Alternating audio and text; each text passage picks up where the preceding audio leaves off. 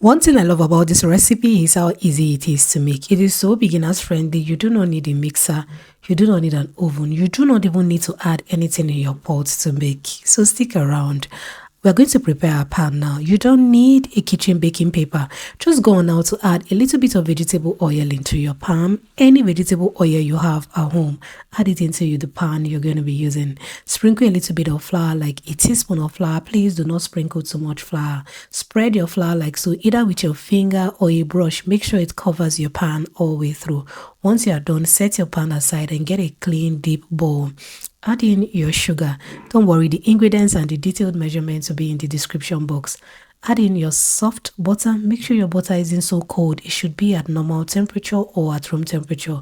Whisk your butter and your sugar together with either using your spatula or your rolling pin. I gave you options. This is my rolling pin, but for me it does the job for me because it will crush my butter and my sugar thoroughly without any form of stress. Because normally when you start whixing your cake, your butter may feel a bit hard since it is at room temperature. So this rolling pin does it for me. You can even whisk with your rolling pin, but I'm going to be using my whisk after crushing my sugar and my butter and getting them thoroughly mixed together.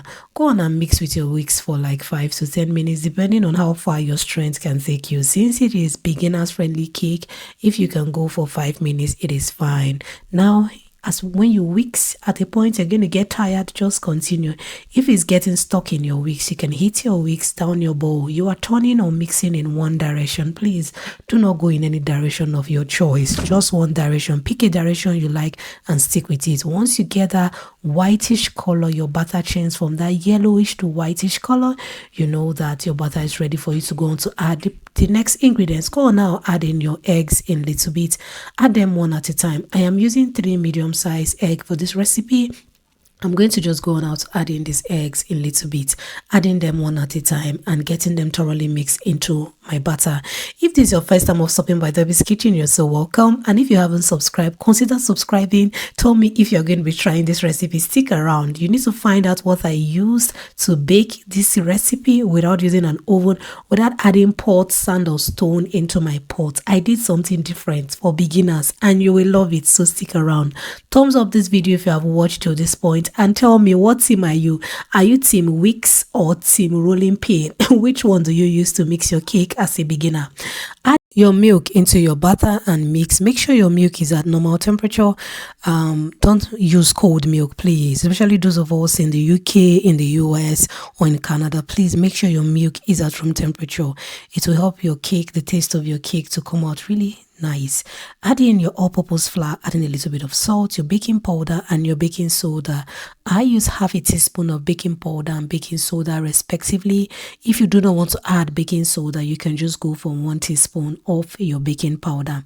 Mix all your ingredients together. Make sure your ingredients are thoroughly mixed. After mixing them together, go on now to add in any flavor option of choice. I use butterscotch flavor for this recipe because that was what I had at home. You can go for the regular vanilla flavor and just enjoy your yummy cake recipe that you're making for yourself at home as a beginner. Once I'm done mixing my butter, this is the consistency we're going to get at the end of the day. I love the thickness of this butter. It's not so light, but it just gives this enjoyable cake recipe that you've not had in a long while. I'm going to add all my butter into my pan that we had prepared earlier. You can remember we prepared our pan earlier, so it's already ready waiting for us to use. After adding in all my butter, I'm going to spread the butter to be even and we're going to go on now to bake this cake without an oven. What are we going to do next? So stick around. Now what I'm going to do is I'm going to get a pot. Make sure it's an aluminium pot that is strong. You know those strong pots you use to cook party rice? Please don't use non-stick pots. Use a regular strong pot that you can trust that it will withstand heat. Place something in to lift, cover and allow it to heat up for like 5 minutes, after which open and place your cake in there and allow it to bake on low heat for 1 hour 30 minutes. I repeat, low heat for 1 hour 30 minutes. Since we are not adding salt, we are not adding anything, we do not want to spoil our pot, so we are going to allow our cake to bake gradually for 1 hour 30 minutes. This is after 1 hour 30 minutes. I actually dipped in my knife to make sure that it comes out clean. You can use a skewer or a toothpick to check, but since this is cake for beginners, let's use something that everyone can have access to.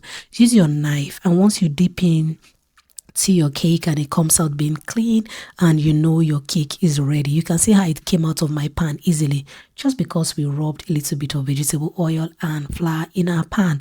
Look at this yumminess. No stress baking. No, see, go to your kitchen and make this cake recipe, because you can do it. You can do it. You do not need an oven. Whatever you have in your kitchen can mix your batter for you. Thank you so much for stopping by Debbie's Kitchen, and check out this video at the end screen. You see how I made this cake recipe with and without an oven. See you in my next one. God bless you.